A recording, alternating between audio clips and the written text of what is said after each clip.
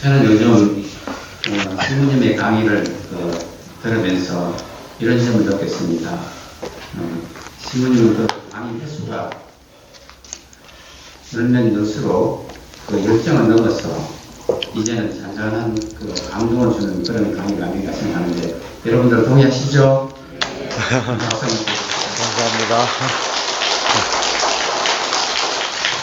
그러면 이 성스럽고 거룩한 밤에 산소 같은 강의를 해주실 권남신님께 다시 한번 큰 박수로 청해주십시오.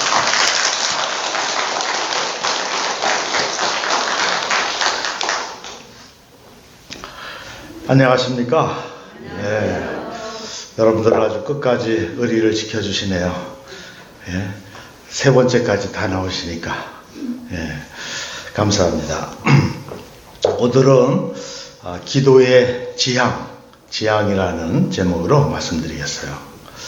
우리가 기도를 하게 되면 마음속에 어떤 뜻을 갖고 있잖아요. 어떤 지향을 가지고 그런 기도가 이루어지기를 이렇게 바라는 것이죠.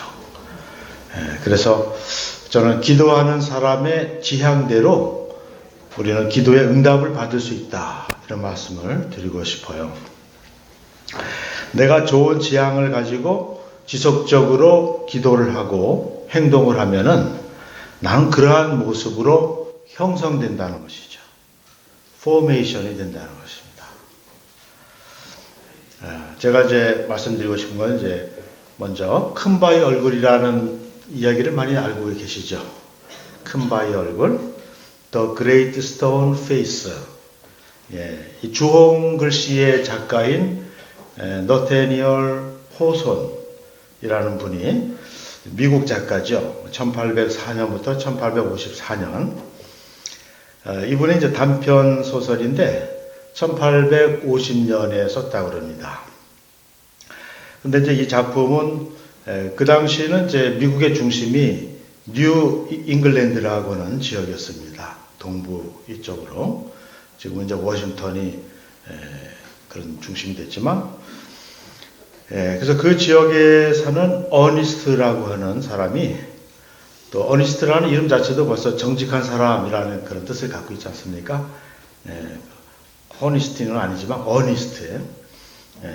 이 사람이 멀리 계곡 위에 산에 이렇게 큰 바위로 된 그런 모습에서 어떤 사람의 형상, 모습을 봤는데 아주 그냥 훌륭한 사람의 모습을 한 큰 바위를 이렇게 보면서 자랐어요.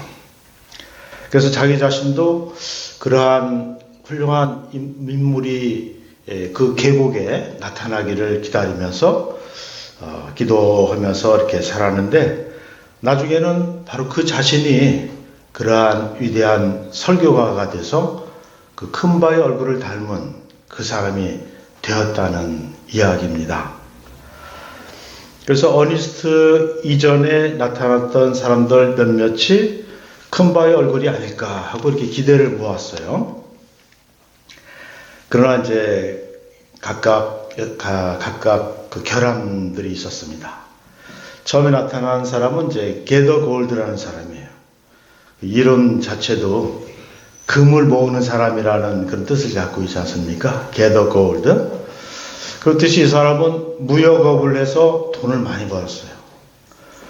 그래서 고향에 돌아와서 이제 살게 됐는데, 그러나 그는 욕심이 가득하고 남을 배려할 줄을 몰랐습니다.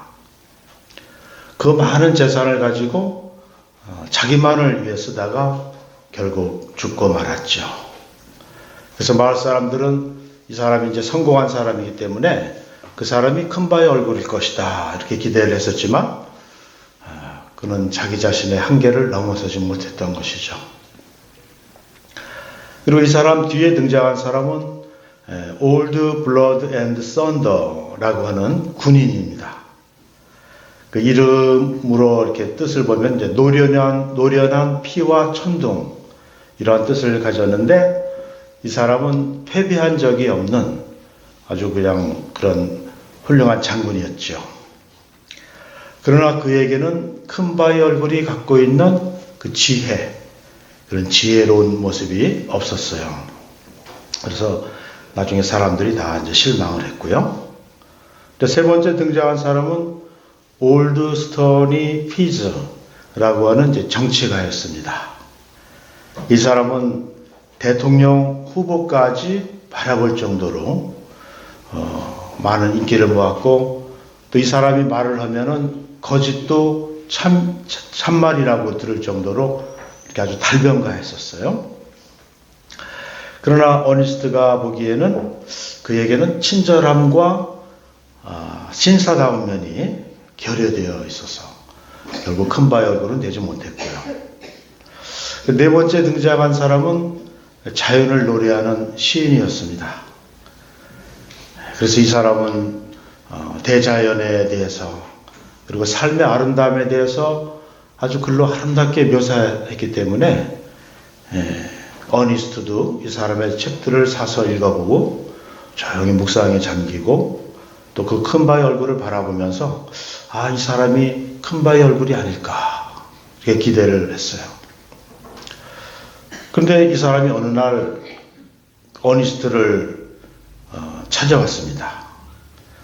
기차를 타고 먼 길을 마다하지 않고 어니스트를 찾아와서 대화를 이렇게 나누게 되는데, 그래서 어니스트가 당신이야말로 큰바의 얼굴이 아닐까 나는 생각해왔다 이렇게 얘기를 하니까, 그 사람은 그렇게 생각해줘서 고맙습니다.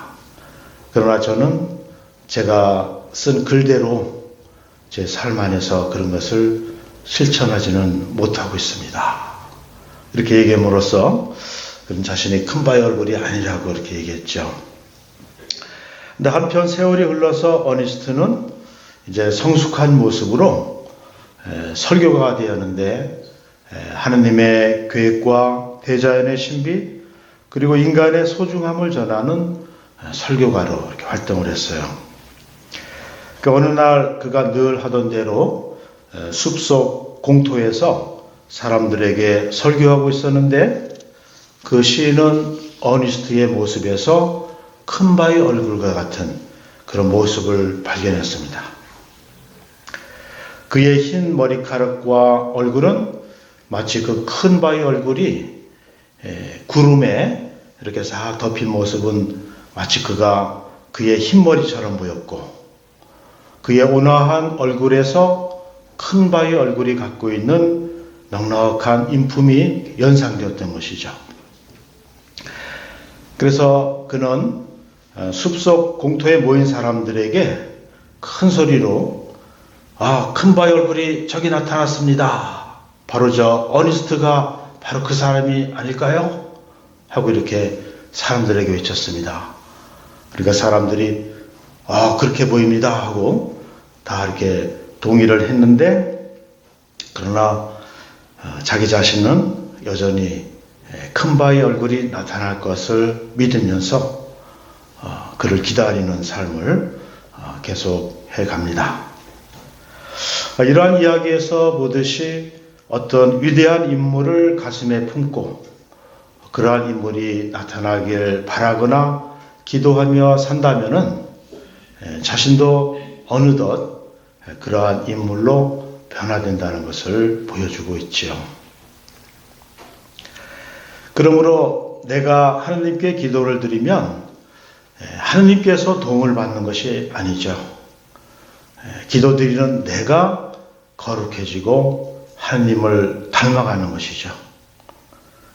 기도드리는 그 시간만큼 나는 더 거룩해지고 하느님과 함께하고 있는 것이기 때문에 내가 꾸준히 기도하면 그 기도의 내용처럼 나 자신도 그렇게 변화되어 간다는 것을 말씀드립니다. 그러므로 여러분도 가슴에 또 마음에 좋은 뜻을 품고 기도하며 사시기 바랍니다. 아멘. 네.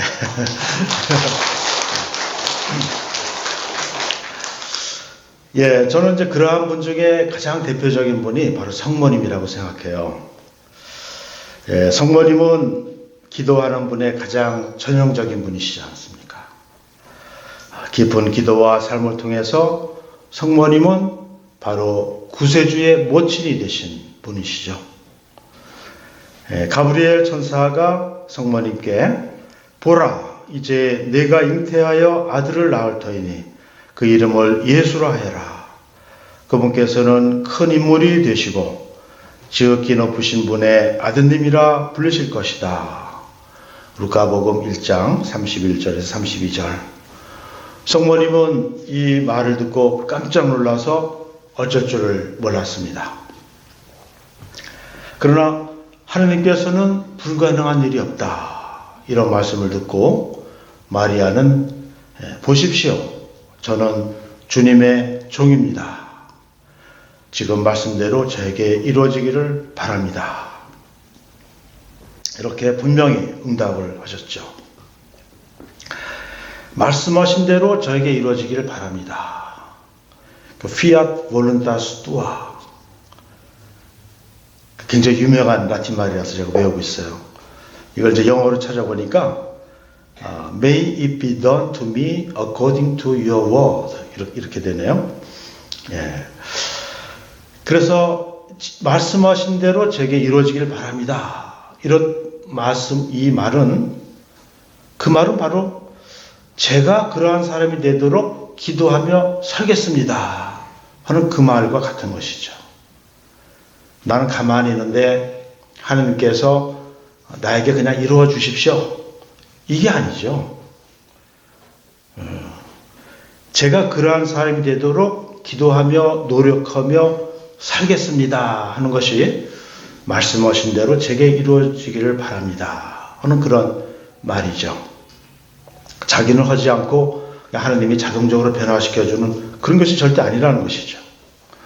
이렇게 성모님은 구세주의 모친이 되실 것을 하느님께 순명으로 받아들이셨고, 이 이후에 성모님은 자신 안에 잉태된 아들이 구세주가 되실 분으로 믿고, 또 어머니로서 사랑과 정성 그리고 믿음과 희망 안에서 어머니의 역할을 충실히 하신 것입니다.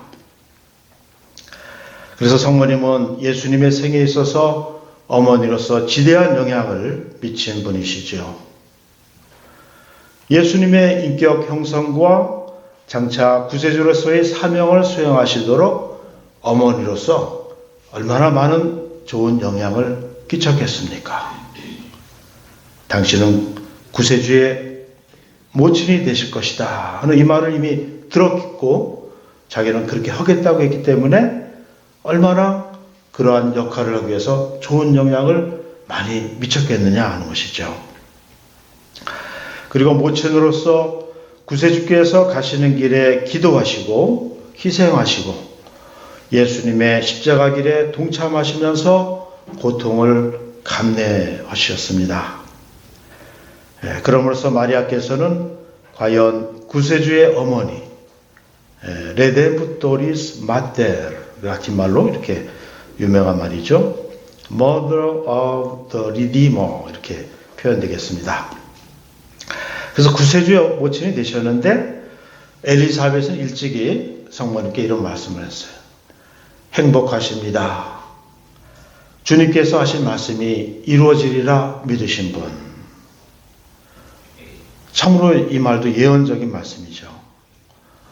믿으셨기에 그 길을 믿음 안에서 갈 수 있었고, 그래서 그 예언의 말씀이, 천사의 예언이 이루어진 것이죠. 이처럼 자기 마음 안에 어떤 좋은 뜻을 품고 기도하면서 믿음의 여정을 충실히 가면 그 뜻이 이루어진다는 것입니다. 그래서 교황 요한 바오로 2세께서도 이러한 제목으로 회칙을 내셨어요. 회칙. 구세주의 모친 레데프토리스 마텔. 1987년도에 회칙을 내셨어요. 회칙이라는 것은 굉장히 중요한 문헌입니다. 굉장히 중요한 문헌이죠. 여기서 성모님의 생애와 또 그러한 구세주의 모친이 되시기까지 당신께서 어떻게 협력하시고 또 좋은 영향을 끼쳤는지를 이렇게 얘기해 주고 있어요. 그 다음에 제가 또 기도하시는 분으로서 말씀드리고 싶은 분이 한 분 더 계셔요. 그분은 바로 김수환 스테파노 추기경이십니다. 요즘 추기경님의 어록이 꾸준히 책으로 엮어져서 이렇게 나오고 있는데, 최근에 나온 책으로서 거룩한 경청이라는 제목으로 바로 금년에 나왔어요. 여백이라고 하는 출판사에서. 제목도 참 거룩한 것 같아요. 거룩한 경청. 그래서 이 책은 추기경님께서 99년도에 사제평생교육원 주최로 의정부 한마음 청소년 수련마을에서 개최된 사제 연례 피정을 추기경님이 지도하셨는데, 그때 하신 강의 내용을 이렇게 책으로 엮은 것이죠. 그래서 여기에서는 추기경님께서 사제의 길을 먼저 가신 선배로서, 그리고 영적 스승이며 아버지로서 평소에 기도하시고 하나님을 체험하신 그 내면의 이야기들을 아주 진솔하게 들려주고 계십니다. 그 중에 추기경님께서 그분 없이 우리는 존재할 수 없습니다 라는 제목으로 한 그 강연의 글이 있는데, 그 중에서 이제 이런 말씀을 하셨어요. 만일 우리가 하나님의 현존을 느끼지 못한다고 하면 그것은 하나님께서 우리를 떠나셨기 때문이 아니라 단지 우리가 하나님을 느끼지 못해서일 뿐입니다. 하나님께서는 결코 우리를 떠나시지 않고 우리 안에 계시며 우리도 하나님 안에 있습니다. 이렇게 말씀하셨습니다. 그러니까 추기경님은 정말 하나님의 현존을 정말 대리사 성녀처럼 늘 항상 그것을 느끼고 그분의 현존 안에 당신이 살아간다 이렇게 사셨던 분이시죠. 추기경님께서 돌아가신 지 2009년 2월 16일에 돌아가셨으니까 올해로서 6년이 되죠. 그래서 그분의 사랑 영성을 배우기 위해서 물론 벌써 일찌감치 생겼지만 김수환 추기경 연구소도 생겼고요. 또 바보 나눔 재단도 설립되었죠. 그래서 그분의 영성이 이제 점차적으로 이렇게 우리에게 알려지고 이렇게 정말 이렇게 퍼져 나가고 있습니다. 저는 추기경님의 말년 5년간을 아주 가까이서 저는 지냈어요. 그 평소에 기도 안에 사시는 그분을 제가 돌아가시기 5년 동안을 제가 아주 정말 같은 층에서 해화동 주교관 숙소 제가 2층 저는 가운데 방이었는데 추기경님 제 방에 가려면 항상 추기경님 방을 이렇게 지나가게 돼 있어요. 그래서 거기서 추기경님 돌아가실 때까지 저는 9년간 지내면서 추기경님을 가까이 뵈었습니다. 물론 저는 다른 사제들 10여 명과 함께 지냈습니다. 근데 우리 사제들은 이제 아침에 출근하면 저녁이나 이제 밤에 돌아오는데, 저는 이제 동성학교가 제 근무지였기 때문에 바로 가깝죠.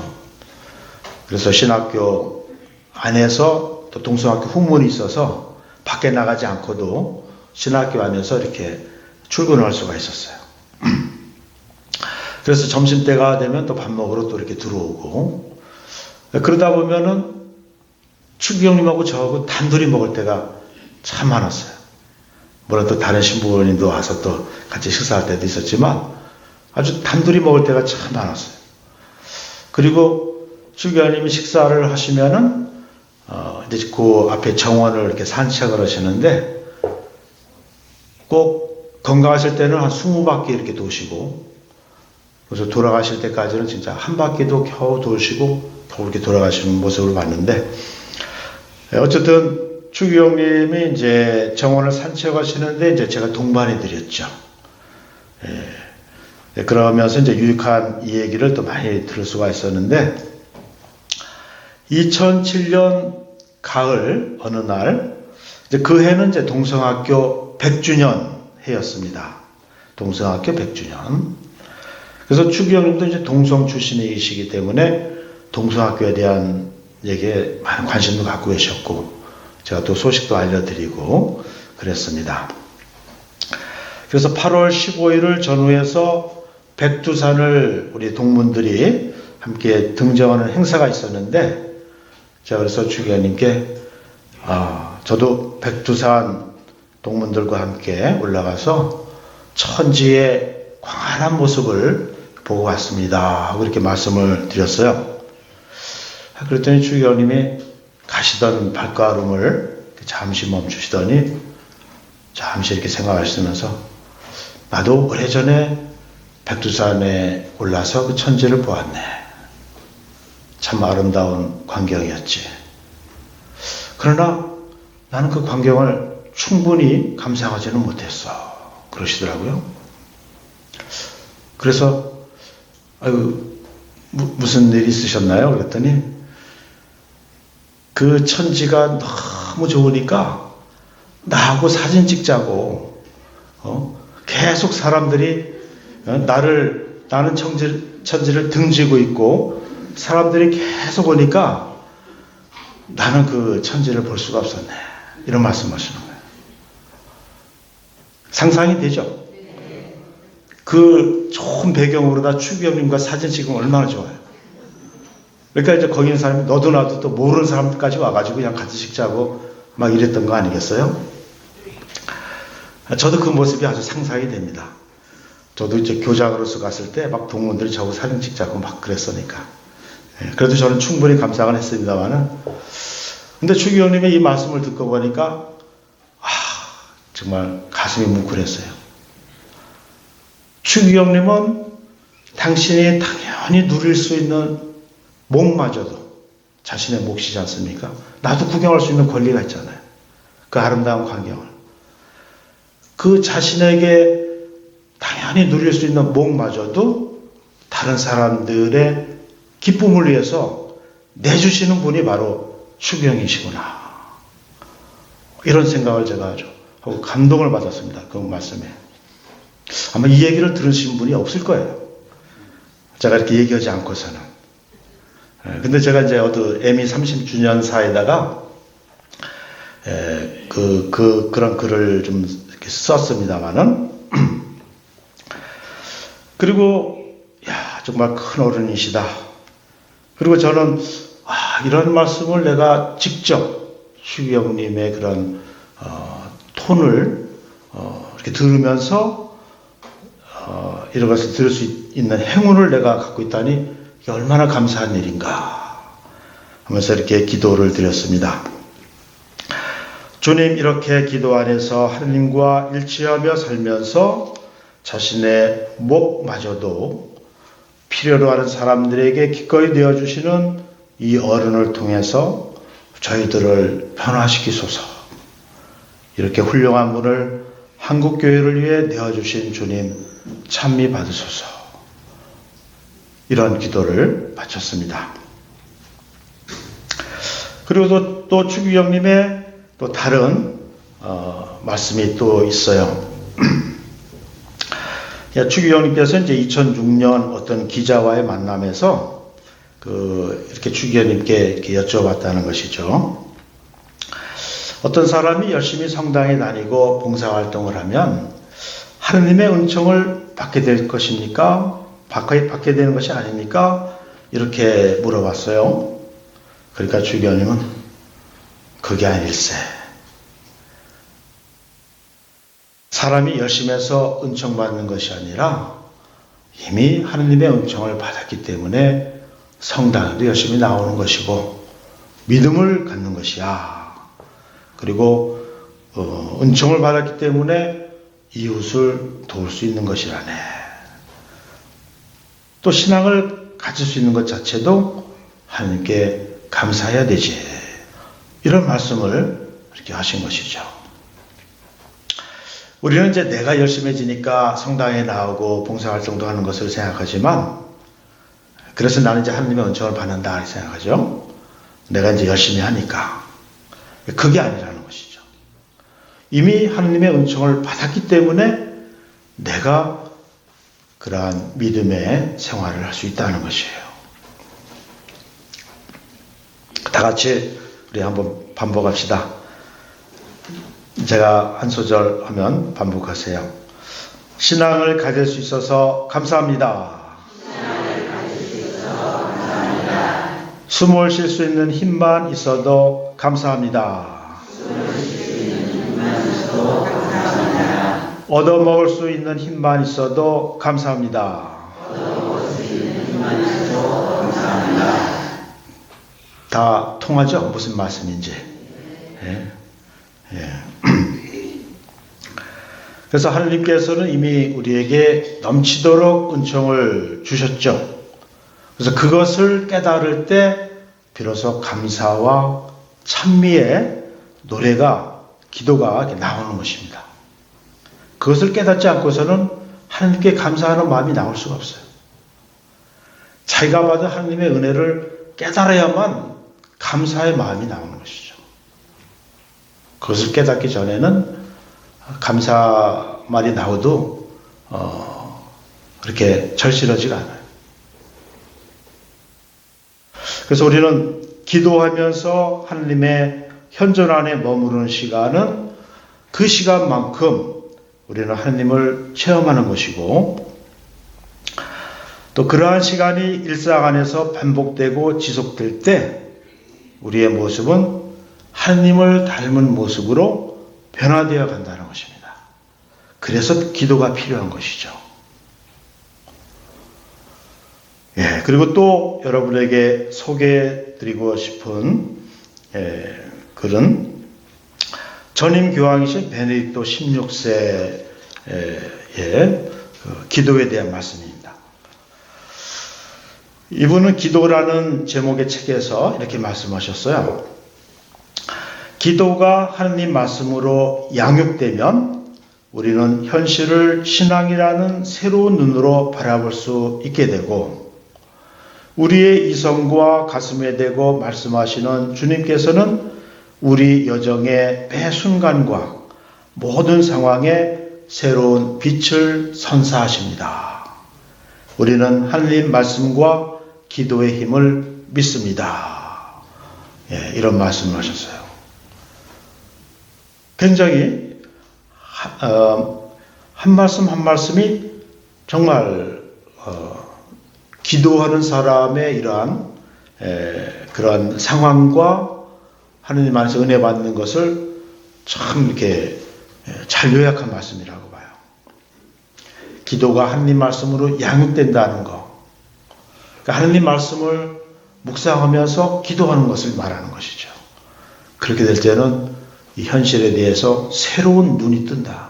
신앙의 눈이 떠서 하느님의 계획과 섭리와 뜻이 이루어지는 것을 볼 수 있는 눈이 열린다는 것이죠. 바로 이 최근에 나온 이 기도라는 제목으로 된 책은 교황님께서 교황직에 계시면서 쓰신 마지막 저술이에요. 교황님은 이 저술로서 은퇴하셨습니다.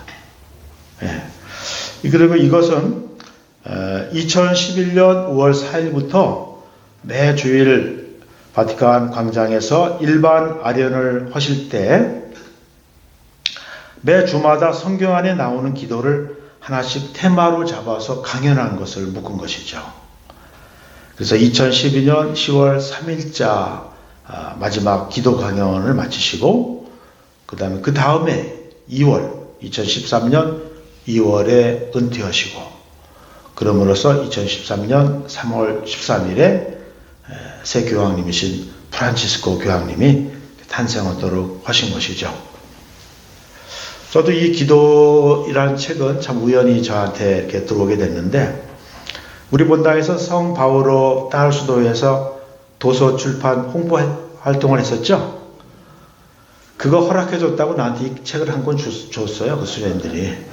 그거 허락해줬다고 기도라는 책을 한 권 나한테 줘가지고, 그래서 이거 나보고 읽어보라고 하는 메시지인가 보다 하고 읽던 차에 마침 또 이렇게 우리 또 그 기도란 그 해가 이렇게 돼서 아주 그것을 정말 의미 있게 읽게 되었는데 정말 좋은 내용이 많습니다.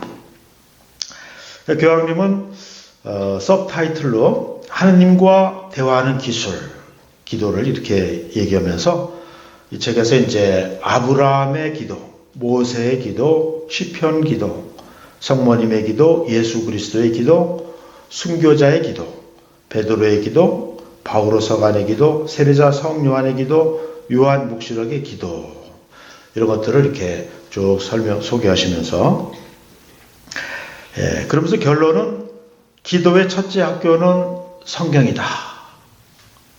그리고 기도의 원천이자 완성은 전례이다. 이렇게 말씀하셨어요. 그래서 전례는 기도의 종합이다. 전례 안에서 그리스도와의 만남이 이루어지고 성령의 현존 안에서 하느님께 제사를 봉헌하는 것이다. 그리고 그리스도께 전례는 하느님의 영원한 사랑을 보여주는 천상적 제사이며 그리스도의 파스카 신비의 현재화이다. 이렇게 말씀하셨어요. 그리고 기도는 경청하고 대화할 수 있는 살아계신 분과의 만남입니다. 기도는 삶의 풍요 가운데서 우리에게 하느님의 위로를 주고 우리가 그분과 하나 되어 영원한 생명에서 완성될 기쁨과 선이 가득 찬 삶을 살 수 있도록 하느님의 흔들림 없는 충실하심과 우리 한 사람 한 사람에 대한 그분의 예라는 것은 이제 yes, 즉 응답이죠. 예 하겠습니다 하는 그런 응답을 새롭게 하는 하느님과의 만남입니다. 이렇게 얘기해 주시고 계십니다. 그래서 이러한 다양하고 위대한 인물들이 바쳤던 기도들을 보면 바로 자기 상황 안에서 하느님의 뜻을 찾고 또 그것을 하느님의 뜻과 일치하고 개인과 공동체의 공동선과 구원을 위한 그런 내용을 이렇게 내포하고 있죠. 그래서 여러분도 그 기도라는 책을 꼭 읽어보시기 바랍니다. 그 다음에 이제 말씀드리고 싶은 것은 기도는 시간 안에서 이루어집니다 하는 그런 내용으로 말씀드리고 싶어요. 그러한 기도들이 실현되고 이루어지는 것은 시간 속에서 이루어지는 것이죠. 근데 우리는 너무 조급해요. 내가 기도하면 빨리 이루어지길 바랍니다. 밥도 뜸들이는 시간 있잖아요. 밥이 지어지는 시간이 있고 뜸들여야 되잖아요. 우리 자매님들 잘 아시죠? 우리 남자들이 밥하다 보면 밥이 다 됐나 하고 빨리 열어보고 그래서 막 서리고 그러는데 밥을 지어도 시간이 필요하고 또 뜸들이는 시간도 필요하지 않습니까? 기도도 마찬가지죠. 기도.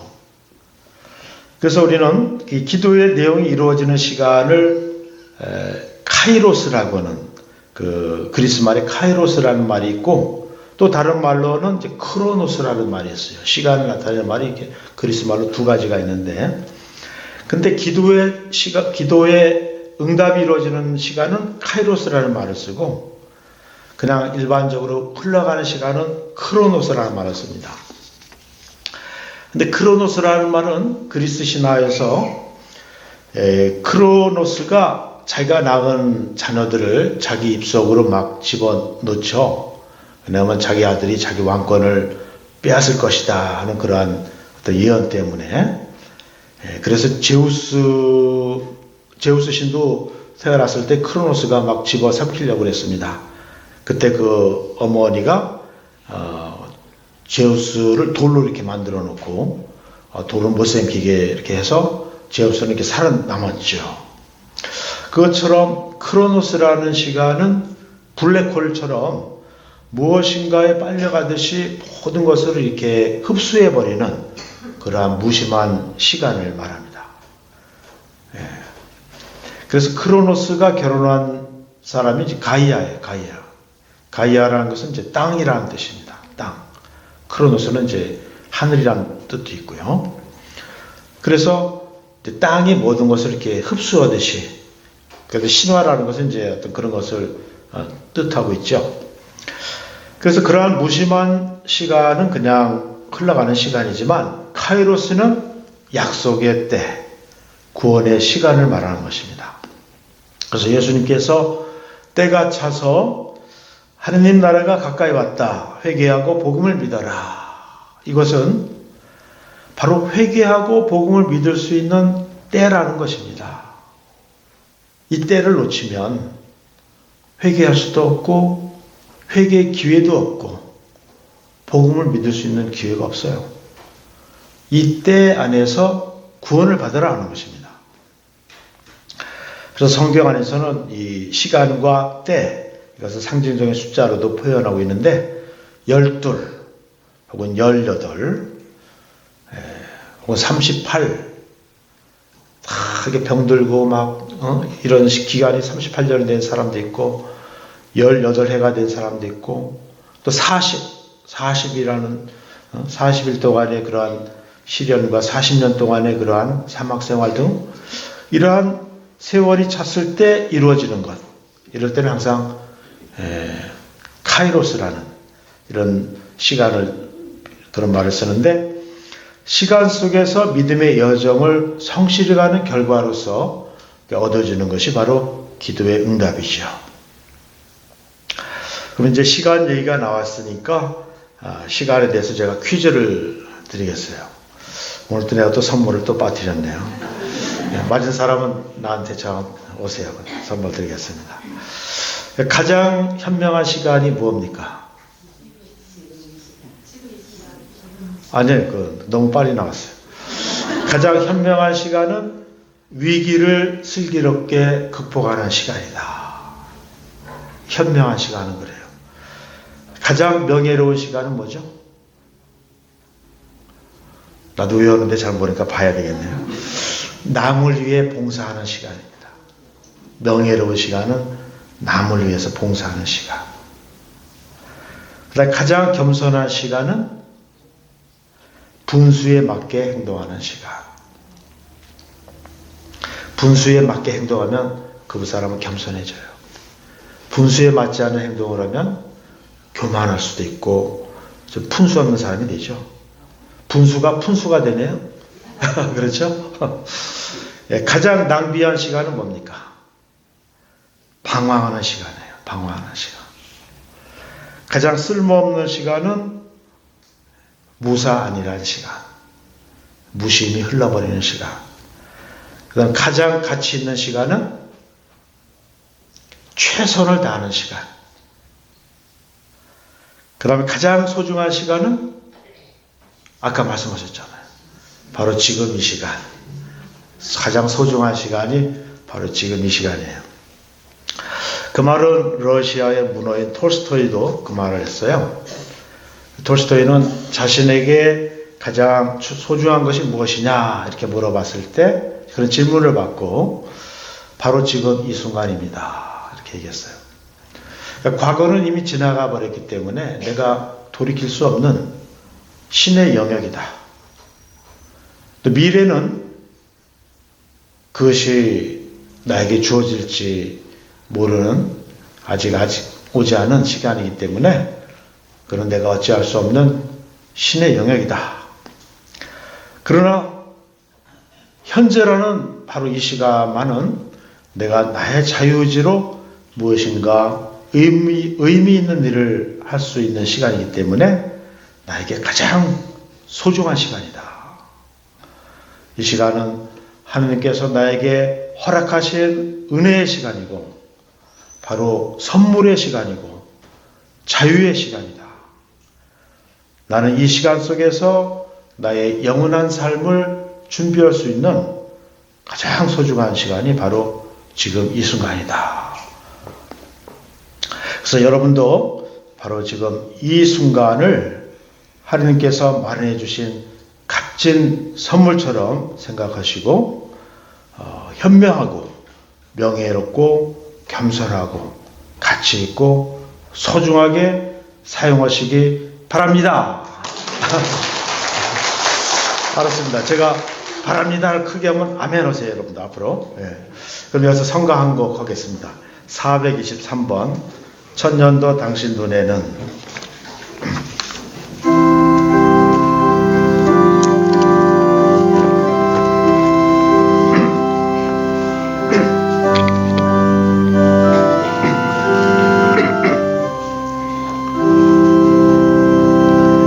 천년도 당신 눈에는 지나간 어제 같고 마치 한 토막 밤과도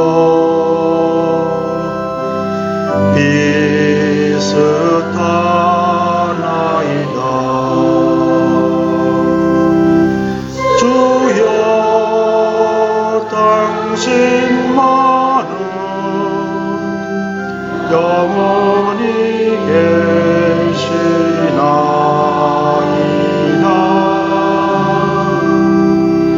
주여 당신만은 영원히 계시나이다.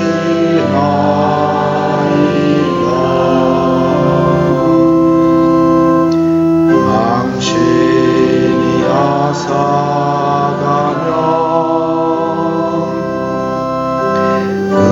그들은 한바탕 꿈 아침에 돋아나는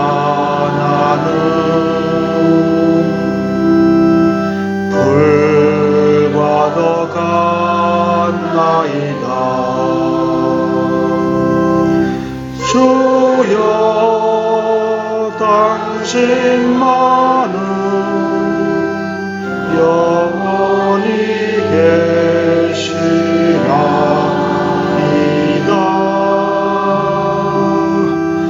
주여 당신만은 영원히 계시나이다.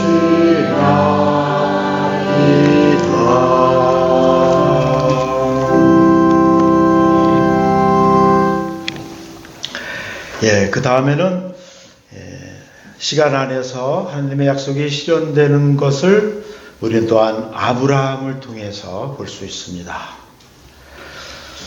하나님께서 아브라함을 부르셔서 당신 뜻대로 믿고 행하면 큰 복을 주시겠다고 그랬죠. 성서 대목을 읽어드리겠어요. 창세기 12장 1절에서 4절. 내 고향과 친족과 아버지의 집을 떠나 내가 너에게 보여줄 땅으로 가거라. 나는 너를 큰 민족이 되게 하고 너에게 복을 내리며 너의 이름을 떨치게 하겠다. 그리하여 너는 복이 될 것이다. 너에게 축복하는 이들에게는 내가 복을 내리고 너를 저주하는 자에게는 내가 저주를 내리겠다. 세상의 모든 종족들이 너를 통하여 복을 받을 것이다. 아브라함은 주님께서 이르신 대로 길을 떠났다.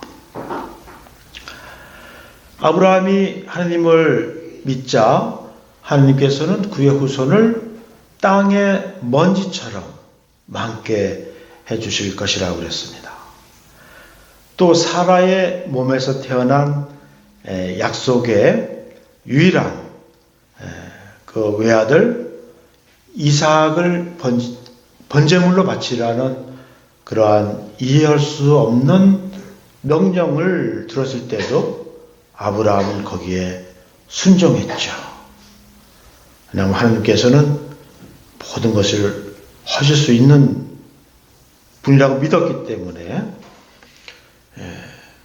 그 아들을 통해서 수많은 후손이 생기겠다 그랬는데 그 아들을 바치라고 그랬어도 번제물로 바친다는 것은 목졸라 죽이는 것 아닙니까? 하나님께 불태워서 번제물로 바치라는 것은. 그래서 칼을 빼들고 찌르려고 했어요. 그때 천사가 나타나서 나는 너의 믿음을 보았다. 이렇게 하시면서 이런 말씀하셨죠. 네가 이 일을 하였으니 곧 너의 아들, 너의 외아들까지도 아끼지 않았으니 나는 너에게 한껏 복을 내리고 네 후손이 하늘의 별처럼 바닷가의 모래처럼 한껏 번성하게 해주겠다. 네가 나에게 순종하였으니 세상의 모든 민족들이 너의 후손을 통하여 복을 받을 것이다. 창세기 22장 16절에서 18절. 아브라함은 이렇게 하나님의 명령에 순종하고 기도와 믿음의 길을 갔기 때문에 그를 믿음의 사람이라고 하는 것이죠. 하나님의 이 약속은 당대에 이루어질 수는 없었어요. 물론 자손이 많이 번성하긴 했지만 땅의 먼지처럼 어떻게 그렇게 아브라함이 그걸 받겠어요? 그러나 아브라함은 눈을 감을 때에도 하나님은 그것을 꼭 이루어 주실 것이다. 이러한 믿음을 가지고 눈을 감았을 겁니다. 저는 그 예언의 시련을 오늘날 보고 있는 것 같아요. 아브라함은 기원전 1850년대 사람입니다. 1850년. 지금으로부터 거의 4,000년 가까이 되신 4,000년 전 사람이죠. 오늘날 아브라함의 자손은 유대 이스라엘뿐만 아니라 아랍 민족 전체를 다 포함합니다. 아브라함의 아내 사라로부터 태어난 이삭, 그리고 야곱과 그의 12아들로 이어지는 이스라엘 민족들, 그리고 그와 함께 또한 아브라함의 아내인 사라의 몸종 하가르를 통해서 나온 아들 이스마엘, 그 이스마엘의 후손들로 퍼져나간 사람들이 바로 아랍 사람들이잖아요. 그러니 이스라엘 사람들과 아랍 사람들만 합해도 바닷가의 모래알처럼 하늘의 별들 수처럼 헤아릴 수도 없는 수많은 민족들의 조상이 된 겁니다. 이미. 그렇잖아요? 아랍 민족 얼마나 많습니까? 또 그뿐 아니라 아브라함을 영적인 믿음의 조상으로 공경하는 이들은 얼마나 더 많겠어요. 유대교, 그리스도교, 이슬람교가 다 아브라함을 영적인 믿음의 조상으로 같은 아브라함의 신앙에서 나온 종교들입니다. 유대교, 그리스도교, 그 다음에 이슬람교. 전 세계적으로 유대인들은 약 2천만 명, 그 다음에 그리스도교, 가톨릭, 정교회, 개신교 등을 합하면 약 20억 정도가 되죠. 그리고 이슬람교인들이 약 12억을 헤아리고 있습니다. 그러면 전 세계 인구가 약 72억 정도 된다고 그러는데 작년 말 통계에는 72억 4,400만 명이라고 그럽니다. 작년 말 통계에. 그러면 거의 절반가량이 지금 아브라함을 영적인 믿음의 조상으로 여기는 수많은 민족들이 아브라함을 아버지로, 영적인 아버지로, 그리고 아브라함은 영적인 자식들을 거의 30억이 넘는 사람들을 이렇게 둔 것이 아니겠어요? 벌써 우리가 지금 한 4,000년가량이 되면서 벌써 이렇게 이루어졌으니까 앞으로 또 수천 년이 더 지나면은 얼마나 많은 자손들이, 영적인 아브라함의 자손들이 더 번져나가겠습니까? 이루 셀 수도 없겠죠. 이렇게 인간의 기도와 믿음의 순종으로 인한 하나님의 응답은 그 당대 자기 자신은 못 볼지라도 이렇게 풍요롭게 응답해 주시는 하나님의 은혜를 헤아릴 수가 있어요. 그래서 사도 바울은 에베소서에서 하나님을 자비가 풍성하신 하나님 이렇게 얘기했습니다. 이렇게 기도와 그 응답에는 자신의 기도하는 내용을 하나님께서 이루어줄 것이라는 강한 신뢰를 가지고 또 기도드리는 자기 자신도 성실히 그 기도를 이루고자 노력하면서 세월이 흘러 때가 되면 그 기도가 이루어진다는 확신을 우리는 가질 수가 있을 것입니다. 아멘. 네. 자, 끄트머리를 올렸어야 되는데. 예. 그러면 이제 저의 기도 지향과 그 응답이 어떻게 이루어졌는지를 더 말씀드리고 싶습니다. 예. 저는 이제 사제로서 여러 가지 많은 기도 지향을 가지고 저도 살아왔어요. 그러한 지향들 가운데는 이미 이루어진 것도 많이 있고, 또 지금 진행 중인 것도 있죠. 그 중에 이제 오늘 이 자리에서 함께 나누고 싶은 것은 저의 동생의 회개에 대해서입니다. 사실 자기 가정사에 부끄럽고 부족한 면을 이렇게 공개하는 것은 쉬운 일이 아니죠. 그러나 저는 오랜 기간 동안 이러한 기도 지향을 가지고 살았고, 또 그것이 이루어졌기 때문에 지금 주님께 감사하는 마음으로 이 얘기를 나눌 수 있을 것 같아요. 저희 동생 가운데 한 사람은 이제 도박병이 있었어요. 노름이죠, 노름. 도박. 예? 예. 뭐, 타짜라고는 그런 영화도 있대요, 보니까. 예, 동생의 좀처럼 고쳐지지 않는 이것이 저의 사제 생활의 한 부분을 아주 의기소침하게 하고, 또 생각할 때마다 이게 불행감을 안겨주는 일이 됐죠. 그리고 왜 그 동생은 다른 사람들처럼 건전하게 살아가지 못할까? 또 그러한 일로 가산을 탕진해야 할까? 저도 그렇지만 우리 어머니가 이 길 때문에 걱정하고 기도하면서 산 세월은 정말 눈물겹습니다. 항상 그 동생이 그러한 그릇된 길에서 벗어나서 건전한 길로 오기를 늘 기도했어요. 그래서 1998년 아버님이 돌아가시고 이제 아버님이 유산을 분배했습니다. 네, 그래서 생활이 어려웠던 동생들이 이제 그 유산으로 좀 생활이 펴지게 됐죠. 그래서 그 동생도 이제 아파트를 마련했고, 또 어머니는 또 기쁜 마음에 이제 말하자면 그 동생의 아들인데 이제 그 손자와 함께 어머니가 이제 같이 같은 이름을 둬서 그 아파트 아들의 명의로 해서 이렇게 하나를 장만해 줬어요. 근데 결국 동생은 자기 아파트도 날리고, 또 자기 아들의 아파트도 날려버리고 말았어요. 하여간 그때는 정말 미친 사람처럼 그 어머니 동의도 얻어야 되는데 어머니 도장도 어떻게 와서 가져갔는지 하여간 정말 완전히 미친 사람처럼 그렇게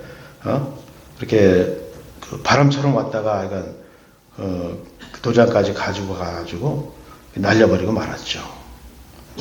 그러고도 계속 정신 못 차리고 동네에서 이 사람 저 사람 돈을 빌려가면서 계속 멈추지 않았어요. 결국 동생은 여러 사람에게서 빌린 돈을 갚지 못하니까 어디론가 소식도 없이 사라졌어요. 이런 말을 뭐라고 얘기한 줄 알아요? 잠수 탔다고 그럽니다. 잠수. 많이 들어봤어요? 잠수 탔어요, 동생이. 잠수. 연락을 끊고 이제 샥 물속으로 가라앉듯이 이제. 그런데 이제 그것으로 끝나는 게 아니죠. 자기가 잠수 탔다고 끝나는 게 아니죠. 다른 동생에게로 빚쟁이들이 몰려오고 그 동생 있는 곳을 가르쳐 달라고 그러고 또 덩치 큰 그 어깨들이 와가지고 위협도 하고 말이죠. 또 어머니께까지도 위협 걱정을 끼치고, 말하자면 동생은 일을 저질러 놓고 나 몰라라 하고 피했지만 결국 그것은 우리 형제들에게 그리고 사제인 저에게도 계속 불안감을 주었던 것입니다.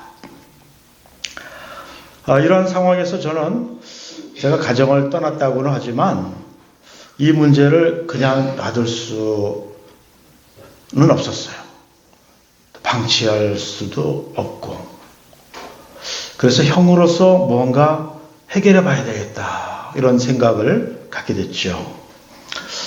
그래서 자초지종을 알아보니까 동네 사람 여러 사람들에게 막 빌렸는데 뭐 그들도 생활이 넉넉한 사람들이 아니었죠. 농사 지는 사람도 있었고 성당 교우들, 동네 사람들, 심지어 장사하는 사람들, 심지어는 다방 레지까지, 다방 레지, 또 다방 레지를 관리하는 사람에게까지 다 돈 빌려가지고 하여간 뭐 별별 사람들이 다 찾아왔어요.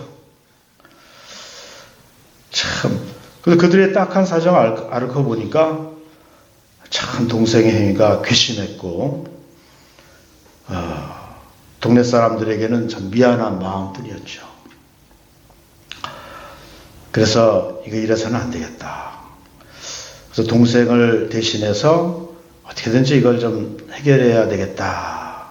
그리고 우리 가정의 명예도 살려야겠다. 이렇게 생각하고 제가 이제 하나씩 해결을 했어요. 물론 이제 수년이 걸렸죠. 수년이. 제가 뭐 돈이 많이 든 사람이 아니잖아요. 제가 이제 그때 가톨릭 대학교 교수로서 있었으니까 뭐 좀 가기도 나가기도 하고 또 책도 쓰기도 하고 뭐 그렇게 하고 모든 것이 다 거기 다 들어갔어요. 빚 갚는데.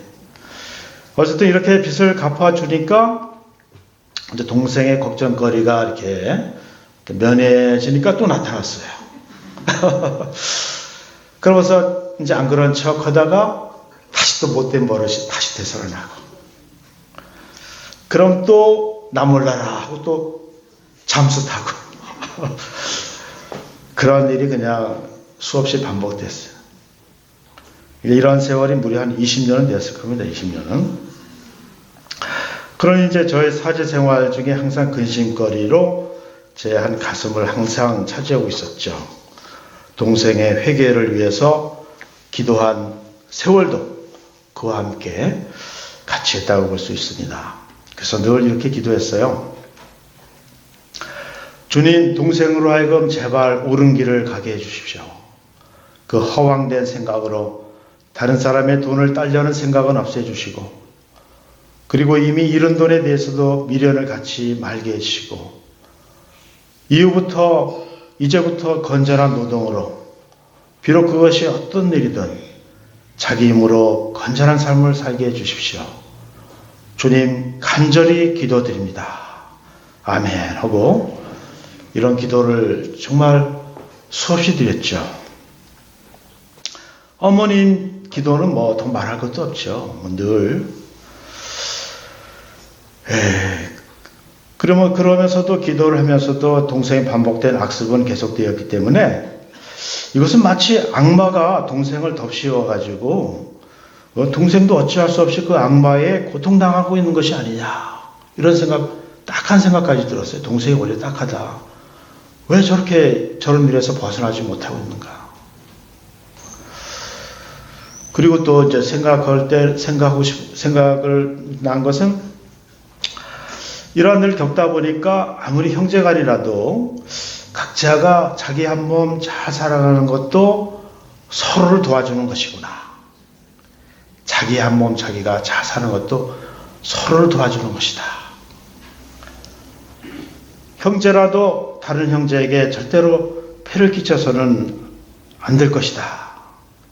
더구나 피해를 입혀서는 안 될 것이다. 이런 생각을 했어요.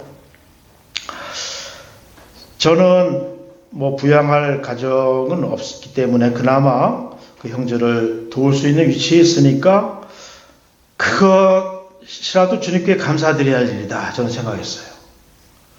제가 만약에 제 가정에 있어서 넌 너대로 살고 넌 네가 죄값 받아. 네가 다 저질렀으니까 감옥에 가든지 두드려 맞든지 병신되든지 네가 죄값 빨고 살아. 이런 생각 들죠. 내가 왜 너 때문에 같이 고민하고 이러냐. 그나마 나는 가정이 없기 때문에 그 동생을 도울 수 있는 형편이 되니까 주님께 감사드려야 할 일이라고 저는 생각했어요. 그나마. 그리고 이것이 또한 내가 짊어져야 될 십자가구나. 또 한 가정의 장남으로서 또 아버지를 대신해서, 아버지는 이제 돌아가셨으니까, 동생에 대한 나의 책임이고, 또 한 사람의 사제로서 저로 하여금 교만하지 않도록. 저는 그때 아마 그렇지 않으면 되게 교만했을 거예요. 불란스에서 제가 박사학위를 2개 땄잖아요. 신학 박사도 따고, 종교학 박사도 따고, 석사학위까지 해서 3개를 따가지고 왔잖아요. 불란스에 가서. 국내에서도 이제 신학교 졸업할 때 석사를 받았고. 내가 그때는 참 교만했을 거예요. 그러나 이 동생의 일로 교만하지 않도록 해주시는 일이다. 그리고 늘 주님께 기도해서 멀어지지 않도록 너를 붙잡아주는 기도의 소재다. 이것이. 그리고 너를 계속 찌르는 가시처럼 내가 세월과 함께 견뎌내야 될 몫이다. 나의 몫이다. 이렇게 생각을 했어요.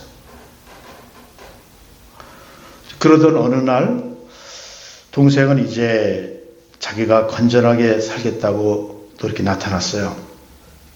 근데 처음에 이 말도 믿기지 않았어요. 하도 속아가지고. 이게 얼마나 가나 두고 보자. 다시 그 옛날 못된 악습으로 들어간 적이 있었기 때문에 하여간 뭐 큰일 저지르려면 아주 성실한 척해요. 아주 뭐 그냥 와서 일도 잘하고 뭐 말도 잘 듣고 그러다가 그냥 뻥 터트리죠. 그러다 혹시 이제 그런 게 아닌가 나도 이제 경계를 늦추지 않고 이제 관찰하고 그러는데, 근데 동생이 7년 전에 이 얘기를 하고 서울 가서 택시 운전을 했어요. 그리고 7년간 사고가 없었습니다. 이제는 제가 좀 믿을만 하지 않을까. 7년 동안 사고가 없었으니까. 그리고 때때로 자기가 열심히 일한다는 것을 나한테 이제 보여주려고 밤에 택시 운전해야 또 할증요금 뭐 그런 것도 붙어가지고 수입도 많다 하면서 열심히 일한다는 모습을 이렇게 계속 보여줬죠. 그래서 자기 아들에게도 미안하니까 또 뭐 생계 필수품으로 차도 한 대 마련해주고 또 넉넉하지는 못하지만 조그만 전세방도 마련해서 장가도 보냈어요. 장가도. 그래서 동생은 이렇게 열심히 돈을 벌고 주로 밤에 이러다 보니까 눈이 안 좋아졌어요. 눈이. 그러니까 밤에 운전하면 네온사인 불빛이 그냥 이 눈을 이렇게 그냥 세게 이렇게 비치고 그러니까 눈이 나빠졌어요. 그래서 이제는 밤에는 운전을 못하겠다. 낮에는 운전하는데 밤에는 운전을 못하겠다. 그렇게 되고 말았죠. 그래도 지금도 그 동생이 어렵게 생활하고 있지만 이제 과거 도박을 끊고 성실하게 살아가는 모습을 보면서 주님께서는 이렇게 저와 어머니의 기도 지향을 오랜 시간 끝에 결국은 이루어 주시는구나 하면서 주님께 감사한 마음으로 지금 살고 있습니다. 아멘.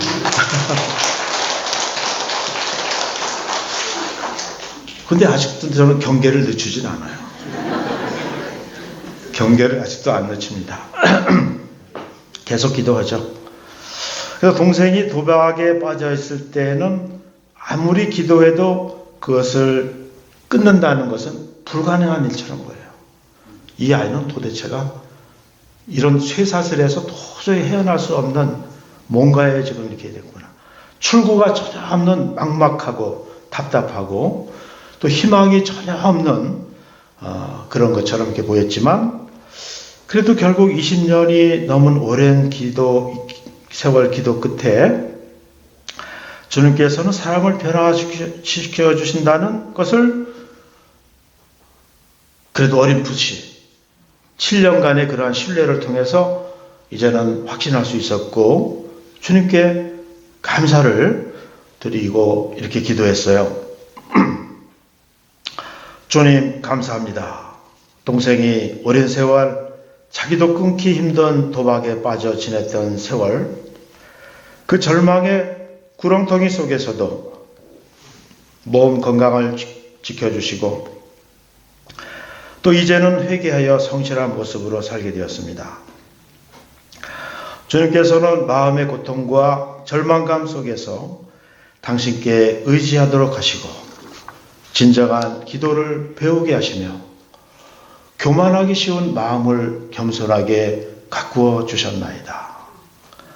아무리 기도를 해도 들어주실 수 없을 것 같은 절망의 긴 터널을 지나 이제 저 멀리 구원의 빛이 보이는 희망의 기도를, 그리고 사람의 힘으로는 도저히 이룰 수 없는 한계성 체험 안에서 주님께서는 동기간의 우정과 기쁨을 누리게 해주시니 감사합니다.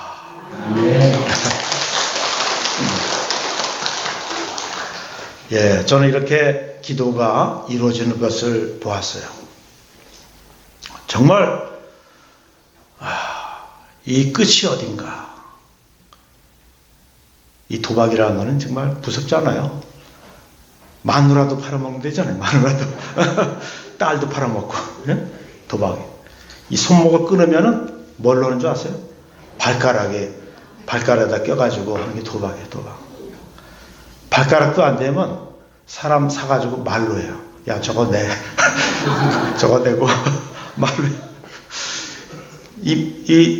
입도 못 쓰면 뭘로 할까요? 예? 뇌로 하나요? 뇌로? 야, 근데 참 이렇게 한 사람의 회개가 시간이 가서 그러나 이게 자동적으로 이루어질 것은 아니라고 봅니다. 저도. 동생도 자신의 도박으로 인해서 가족들에게 끼친 피해에 대한 미안함을 느꼈을 것이고, 또 자신도 따뜻하게 살아갈 수 없고 숨어 지내야 하는 괴로운 시절을 겪었고, 또 다시는 그 짓을 하지 말아야 되겠다는 결심을 수없이 반복적으로 되풀이하면서, 그러면서 또 좌절도 수없이 겪었을 것이에요.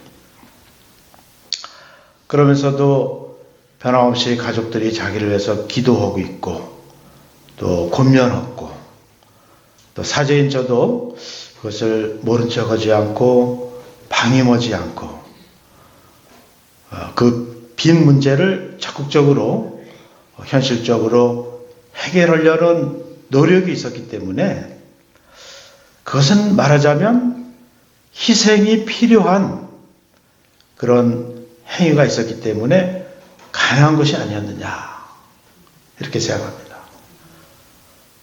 저의 희생이 없었다면, 물론 또 어머니도 희생하시고 다른 가족들 희생했지만, 그런 희생이 없이 동생이 자동적으로 이제 때가 되니까 회개했다, 이렇게 되진 않았을 거예요. 저희들의 그런 희생이 없었으면 일찌감치 감옥에 갔죠. 감옥에 가서 또 감옥 속에서 더 나쁜 거 배워가지고 더 나쁜 길로 더 빠져서 이렇게 됐을 수도 있어요. 그러나 결국 희생이 없이 회개는 이루어지지 않는다는 것을 말씀드리고 싶습니다. 그래서 여러분도 가족들 간의 우애를 되찾고 싶으면, 저도 이제 고해를 듣다 보면 그래요. 이게 고해 비밀은 아닙니다. 누구의 뭐 잘못도 아니에요. 잘못을 지적하는 건 아니기 때문에, 일반적인 거니까. 우리 가족 중에 누가 참 잘못 사는데 참 싫어요. 그렇게 살지 않게 해주세요. 그런 죄를 고백 걸어왔으면서 그렇게 죄를 고백한단 말이에요. 누가 나쁜 짓 하는데 싫어요. 그렇게 살지 않게 해주세요. 기도해 주세요, 신부님, 저한테요. 그 기도는 자기가 노력해서 그렇게 살지 않도록 도와야 그것이 그런 기도가 이루어지는 것이지 왜 하느님한테 미루고 자기는 싫다는 얘기만 합니까? 그런 기도는 이루어지지 않아요. 그러니까 형제 간에 가족 간에 누가 잘못하는 사람이 있으면 잘못을 지적만 할 게 아니라 그 잘못을 교정하기 위해서 자기가 자신을 희생해야만 되고 그것을 선으로 갚아줘야만 돼요. 사람을 움직이는 것은 악을 악으로 갚아서는 절대 회개가 이루어지지 않습니다. 악을 선으로 갚아줘야 거기서 회개가 이루어져요.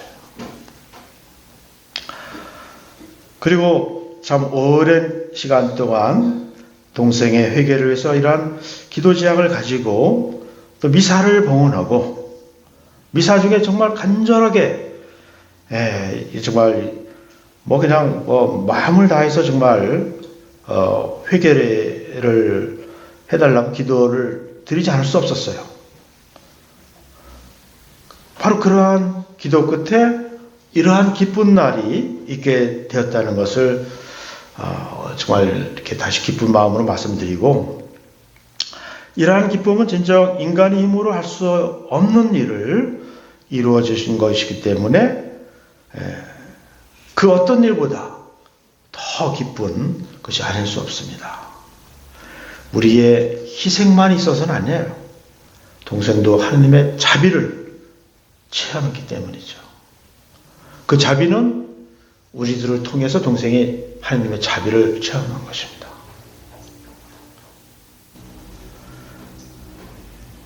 이로써 저는 세상을 떠나신 저희 아버님께서도 기뻐하실 거라고 믿어요. 잘했다. 너야말로 내 아들이고 나의 장남이다. 이렇게 말이죠. 네. 그래서 여러분도 가족 중에 다 보면은 돌연변이처럼 이렇게 어려운 가족들에게 힘을 이렇게 힘이 되어주는 사람이 아니라 힘을 빼는 그런 가족들이 있을 거예요. 집안에 한두 명씩은. 그런 사람들을 위해서 꾸준히 기도하고 좋은 지향을 가지고 또 나의 어떤 희생을 정성을 바쳐야죠. 그런 정성이 없이는 안 됩니다. 그 정성을 내가 어떻게 바칠 것이냐는 그건 여러분들이 자기 상황에 맞게 그걸 찾아야죠. 그럼 여기서 성가 518번 선한 사람 99를 좀 하기로 했습니다.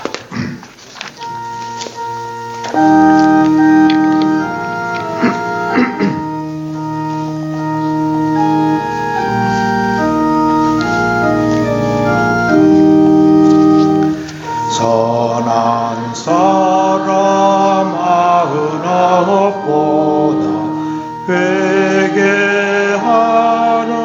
죄인 하나를 하늘나라에서는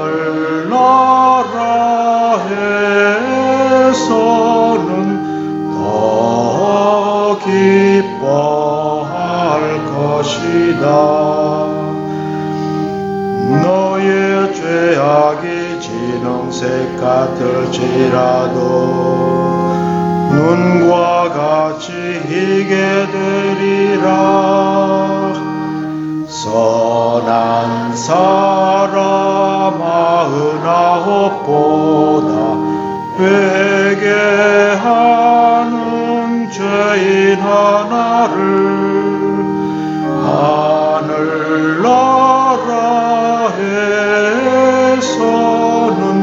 더 기뻐할 것이다. 나는 죄인의 죽음을 원하지 않고 오히려 살기를 원하노라. 선한 사람 99보다 회개하는 죄인 하나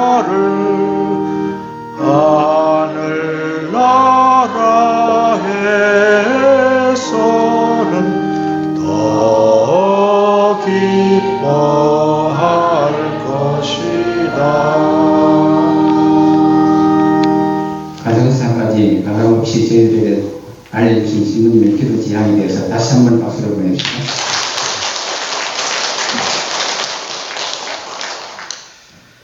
네. 다음은 기도란 우리의 신앙인 삶의 핵심이다. 이런 말씀을 드리고 싶습니다. 기도는 우리 신앙인 삶의 핵심적인 내용이죠. 신앙인이라고 하면서 기도하지 않는 사람은 참다운 신앙인이라고 할 수 없을 거예요. 기도는 우리 삶을 풍요롭게 해주고 또 우리의 마음을 저 높으신 하느님께로 향하게 해줍니다. 오스트리아 태생으로서 유태교 철학자인 마르틴 부버라는 분이 계셔요. 이분은 이제 1878년부터 1965년까지 사셨는데 유명한 책이 있어요. 나와 너라는 이히 운트 두라고 하는 그러한 제목으로 대화의 중요성을 강조한 그런 철학자인데 이분은 이제 참된 삶은 만남이다 이런 얘기를 했어요. 좋은 사람과의 만남이 나의 삶을 풍요롭게 해주듯이 하느님과의 만남은 나의 일상적인 삶과 나의 일생을 풍요롭게 해줄 것입니다. 우리는 이제 세례를 받음으로써 마귀와 그 허례허식의 삶을 버리고 참된 하느님과의 삶을 살아가겠다고 결심했습니다. 또 신앙인은 기도를 통해서 하느님과의 만남, 또 예수님과의 만남, 또 형제들과의 만남을 통해서 하느님의 뜻을 찾고 또 세상의 구원을 위해서 길을 가는 것이죠.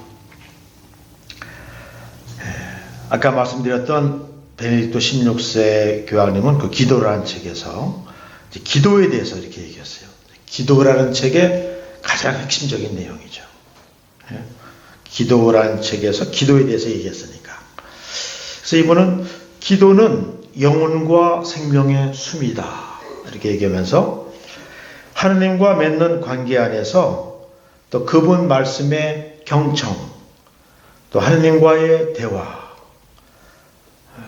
그런 것들 안에서 내가 비록 교회나 나 자신의 골방에 조용히 있을지라도 나는 마치 여러 악기들이 제각기 음을 내며 하느님께 청원하고 감사드리고 찬미하는 비할 데 없는 교향곡을 하느님께 돌려드리는 것과 같다.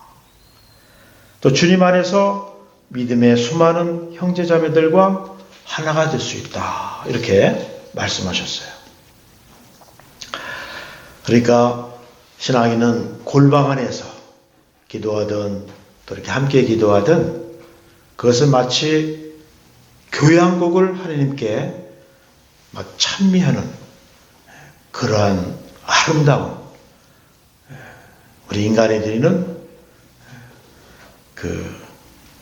그러한 감사와 찬미다. 그리고 하느님은 인간이 당신께 드리는 기도에 대해서 항상 예스를 하셨다 하죠. 예스.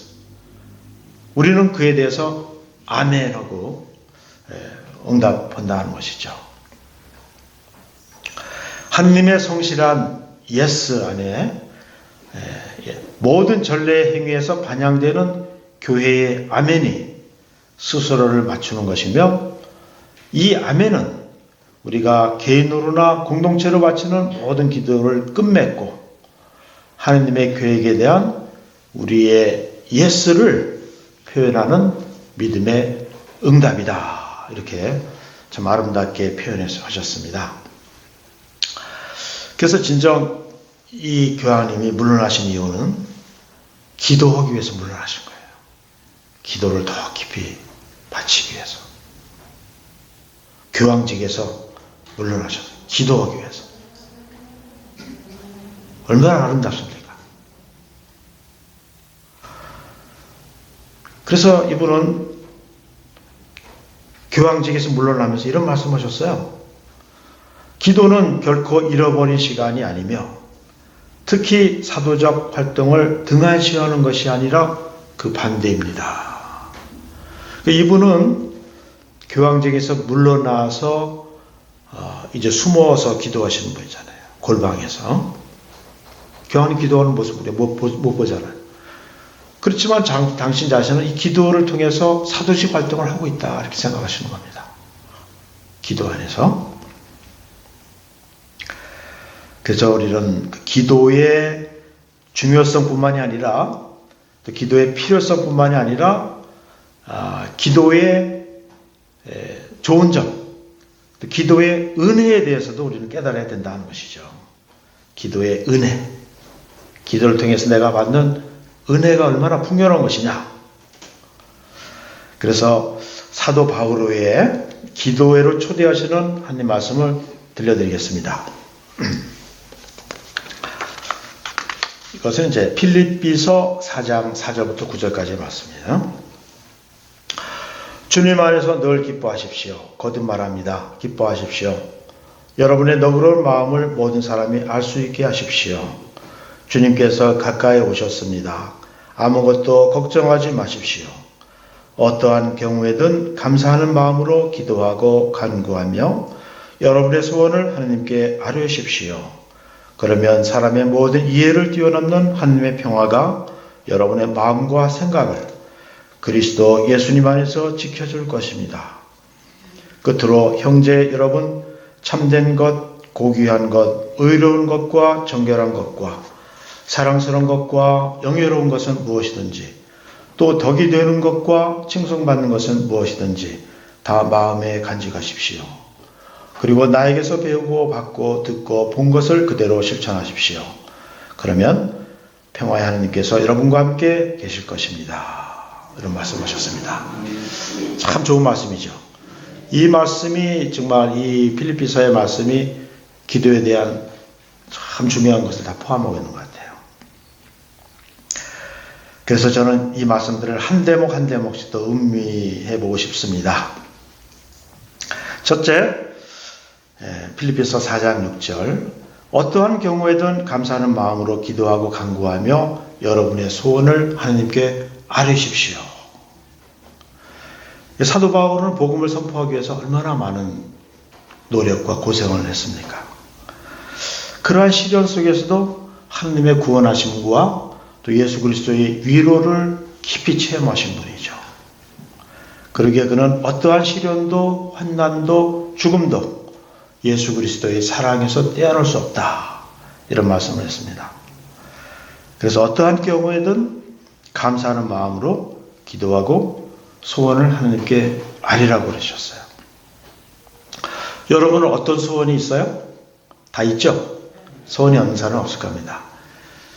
우리 각자의 소원은 다양하지만 우리의 소원은 뭐라고 그랬죠? 통일. 맞습니다. 우리의 소원은 통일이죠. 근데 우리 각자의 소원은 좀 다양합니다만은 여러분의 삶 속에서 이루어지기를 바라는 그 좋은 소원을 주님께 아뢰시고 응답 받으시기 바랍니다. 네. 계속 박수, 계속 아멘할 일이 생깁니다. 이제 두 번째, 필립비서 4장 4에서 5절이죠. 주님 안에서 늘 기뻐하십시오. 거듭 말합니다. 기뻐하십시오. 여러분의 너그러운 마음을 모든 사람이 알 수 있게 하십시오. 이렇게 말씀하셨어요. 프란치스코 교황님의 복음의 기쁨이라는 책이 있듯이 그리스도 안에 사는 사람은 늘 기쁜 마음으로 또 너그러운 마음으로 이렇게 살아갈 수가 있죠. 그러므로 여러분도 그리스도를 알고 또 그리스도를 모시고 사는 사람이므로 늘 기뻐하시기 바랍니다. 아멘.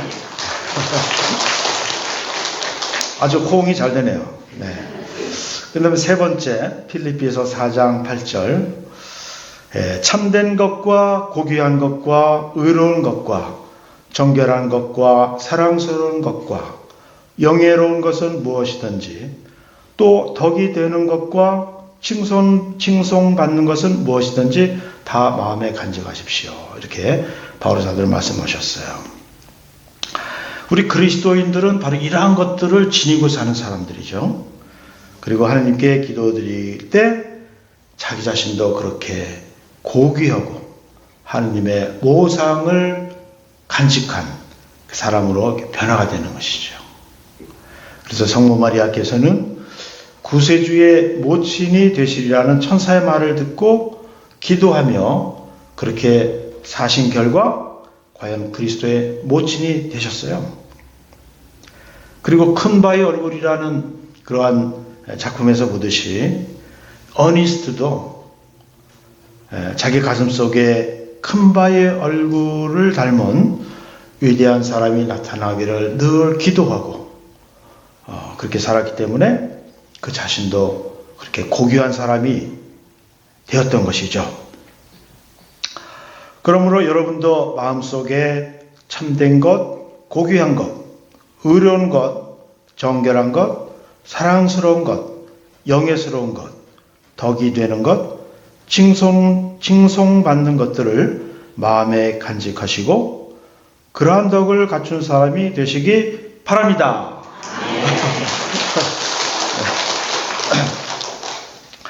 또 있어요. 예. 나에게서 배우고 받고 듣고 본 것을 그대로 실천하십시오. 빌립보서 4장 9절의 말씀입니다.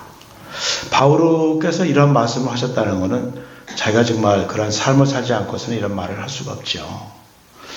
그러니까 여러분도 예수 그리스도와 사도 바울 그리고 성인 성녀들을 본받아 사랑과 나눔과 봉사의 삶을 삶으로써 그리스도의 향기를 내는 사람들이 되시기 바랍니다.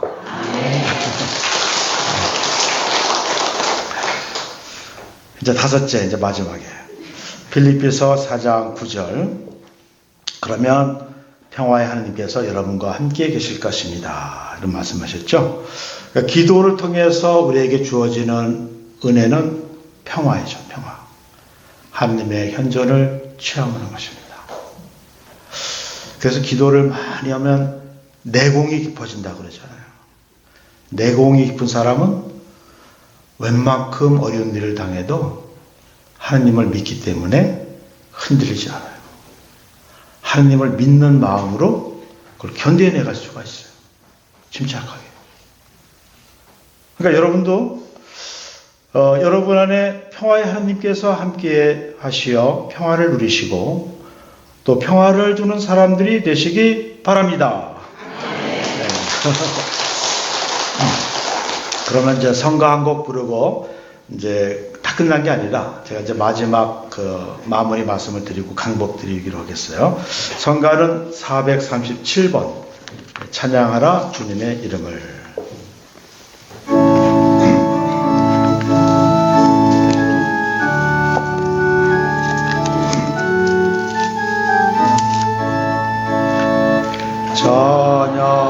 찬양하라 주님을 그 이름 찬양하라 이제로부터 영원한 정의를 드려라 그 영광 태양보다 더 밝게 빛나시니 주의 이름 영원히 찬미 받으소서 없는 이를 보시고 주님은 주신다 가난한 백성 돌보사 일으켜 주시네 그 영광 태양보다 더 밝게 빛나시니 주의 이름 영원히 찬미 받으소서.